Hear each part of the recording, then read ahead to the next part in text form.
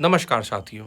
आज है विश्व पर्यावरण दिवस अर्थात 5 जून और मैं लेके आया हूँ आज आपके लिए 4 और 5 जून की विशेष घटनाओं को लेके।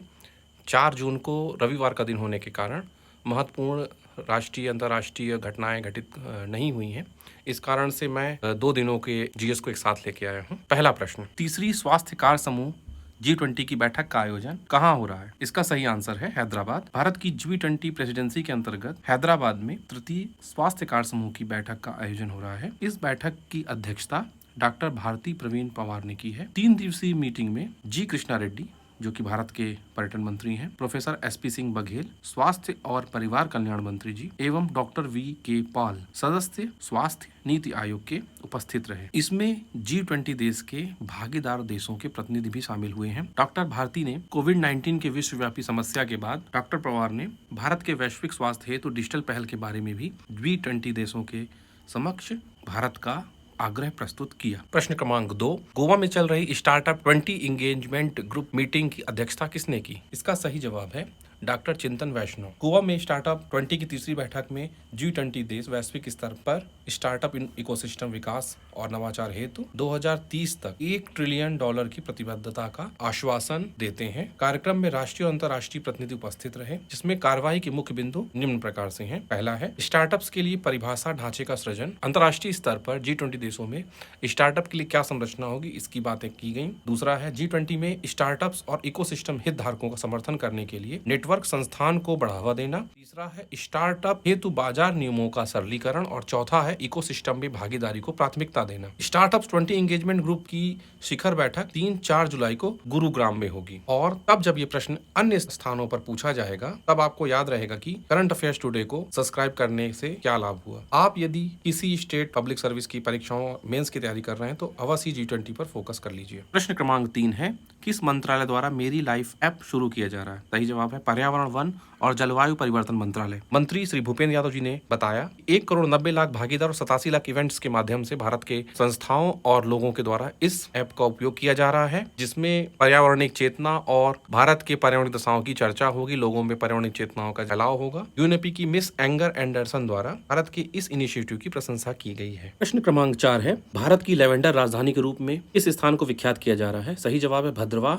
जो जम्मू में है। लेवेंडर उत्सव का शुरुआत करते हुए श्री जितेंद्र प्रसाद जी ने कहा है, भद्रवाह कृषि स्टार्टअप के रूप में उभरा है। ये बैंगनी क्रांति का जन्म स्थान है। लेवेंडर कृषि के रूप में एक महत्वपूर्ण फसल है। ये समशीतोष्ण क्षेत्र में होती है। साथ ही CSIR के अरोमा मिशन के तहत ये CSIR की प्रमुख योजना है। लेवेंडर की जिस किस्म का उपयोग किया जा रहा है वो RRL12 है और लेवेंडर कृषि हेतु विशिष्ट प्रौद्योगिकी को भी CSIR द्वारा विकसित किया गया है। प्रश्न क्रमांक 5, मणिपुर हिंसा हेतु जांच आयोग का गठन किया गया है। इसके अध्यक्ष कौन है? इसका सही जवाब है जस्टिस अजय लांबा, जो इसके अध्यक्ष होंगे। साथ ही इसके सदस्य होंगे हिमांशु शेखर, श्री आलोक प्रभाकर। भारत में जांच आयोग का गठन जांच आयोग एक्ट 1952 के तहत किया जाता है। ये जांच आयोग मणिपुर में हुई हिंसा के कारणों और उसके प्रसार की जांच करेगा। क्या किसी जिम्मेदार प्राधिकारी या व्यक्तियों से कोई चूक हुई है, क्या इस चूक से बचा जा सकता था, इत्यादि पक्षों पे ये जांच आयोग कार्य करेगा। इस आयोग का मुख्यालय मणिपुर की राजधानी इम्फॉल होगी। प्रश्न क्रमांक 6, भारतीय नौसेना ने किस विश्वविद्यालय आवलिक तकनीक संस्थान के साथ समझौता ज्ञापन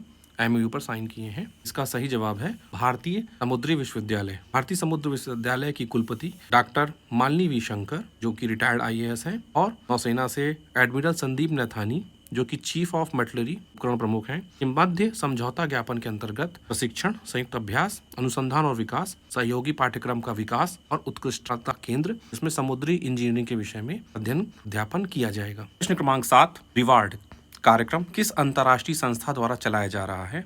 इसका सही जवाब है विश्व बैंक। विश्व बैंक कृषि कार्य हेतु जल भराव के क्षेत्र को पुनर्जीवित करने हेतु नवाचारी विकास कार्यक्रम के लिए 2021 से 2026 के लिए वर्ल्ड बैंक द्वारा वित्तीय पोषण के माध्यम से चलाया जा रहा है। भूमि संसाधन विकास द्वारा कार्यक्रम को क्रियान्वित किया जाएगा। प्रश्न क्रमांक 8, दाम हाल ही में समाचारों में था, किससे संबंधित है? का सही जवाब है मालवेयर। दाम मालवेयर के संदर्भ में भारत सरकार ने हाल ही में नोटिफिकेशन जारी किया है। ये वायरस आवलिक मालवेयर जो भी कहें, ऑल हैकिंग कॉन्टेक्ट्स का पूरा ब्यौरा और कैमरे को एक्सेस करने में सक्षम है, किसी भी एंटीवायरस को बाईपास भी करने की क्षमता रखता है और रैंसमवेयर को टारगेटेड डिवाइस पर डिप्लॉय करने की क्षमता से भी युक्त है। तो मित्रों, इस वायरस से, इस मालवेयर से आप भी सचेत रहिएगा। प्रश्न क्रमांक 9 है, नीति आयोग की गवर्निंग काउंसिल की अध्यक्षता कौन करता है? इसका सही जवाब है प्रधानमंत्री, भारतीय गणराज्य के मुख्यमंत्री और केंद्र शासित प्रदेशों के लेफ्टिनेंट गवर्नर्स के साथ नीति आयोग के सदस्य और इसके सीईओ इसके सदस्य होते हैं। इतनी महत्वपूर्ण संस्था है, इसलिए इसकी अध्यक्षता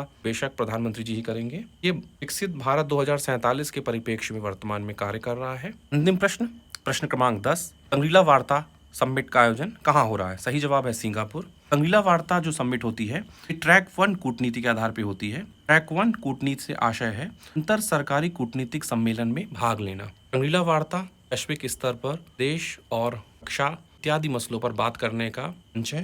ये वार्ता सामान्यतः रक्षा मंत्रियों द्वारा और रक्षा प्रमुखों द्वारा इसमें भाग लिया जाता है। समय के साथ इसका महत्व बढ़ता जा रहा है क्योंकि इसमें दुनिया भर के महत्वपूर्ण देश भाग लेते हैं। अनुमान इसी से लगा लीजिए कि भारत और चीन ही महत्वपूर्ण देश हैं जो वर्तमान में इसमें भाग नहीं ले रहे हैं। बाकी विश्व के लगभग सभी देश, America, Britain, Germany, Italy, France, Japan, Indonesia, Saudi, Latin अमेरिकी देश, रशिया, यूक्रेन सभी भाग लेते हैं। अभी मैंने कहा कि ट्रैक 1 कूटनीति जो होती है वो अंतर्राष्ट्रीय सरकारी कूटनीतिक सम्मेलनों की बात करती है। कूटनीति की यदि बात चर्चा करते हैं तो कूटनीति में ये ट्रैक 1, ट्रैक 2, ट्रैक 3, ट्रैक 9 बहुत सारी कूटनीतियाँ होती हैं। इसको इस प्रकार से हम समझ सकते हैं। ट्रैक 1 गवर्नमेंटल होती है, ट्रैक 2 प्रोफेशनल कॉन्फ्लिक्ट रिजोल्यूशन इसमें होते हैं, ट्रैक 3 जिसमें बिजनेस वित्तीय भागीदारी होती है, ट्रैक 4 प्राइवेट सिटीजन में भाग लेते हैं, ट्रैक 5 रिसर्च एजुकेशन और ट्रेनिंग संबंधित होती है, ट्रैक 6 जिसमें पीस एक्टिविज़म होता है, पाकिस्तान में अमन की आशा वगैरह कार्यक्रम ये लोग चलाते हैं पाकिस्तान वाले, ये ट्रैक 6 के तहत आता है। ट्रैक 7 रिलीजियस आता है, जैसे कि हज यात्रा करना या पाकिस्तान में जाके किसी प्रकार के सिख धर्म के यदि कोई मंदिर है तो वहाँ जाके दर्शन करना, ये ट्रैक 7 में आता है। ट्रैक 8 किसी देश को सहायता प्रदान कर देना किसी अंतर्राष्ट्रीय स्तर पे, जैसे कि भारत ने अभी हाल में श्रीलंका को दिया है, बांग्लादेश को कुछ धन दिया है, भूटान को दिया है, अफगानिस्तान को दिया है, ये ट्रैक 8 के तहत आता है। ट्रैक 9 जो होता है ये मीडिया और पब्लिक ओपिनियन से संबंधित होता है। इस प्रकार से जिन विभिन्न ट्रैक्स की मैंने बात की ये मल्टी ट्रैक डिप्लोमेसी में आती हैं और ये विभिन्न प्रकार की जो डिप्लोमेसीज़ हैं इसके तहत ही विश्व के विभिन्न देश कार्य करते हैं। इस प्रकार से यूजीसी नेट के लिए और पॉलिटिकल साइंस पीजी स्टूडेंट्स के लिए भी महत्वपूर्ण है। यदि पीसीएस में कहा जाता है उससे तैयारी कर रहे हैं तो ये जानना आपके लिए महत्वपूर्ण है। समाप्त होता है। आशा करता हूँ आप अपना ख्याल रखेंगे। धन्यवाद।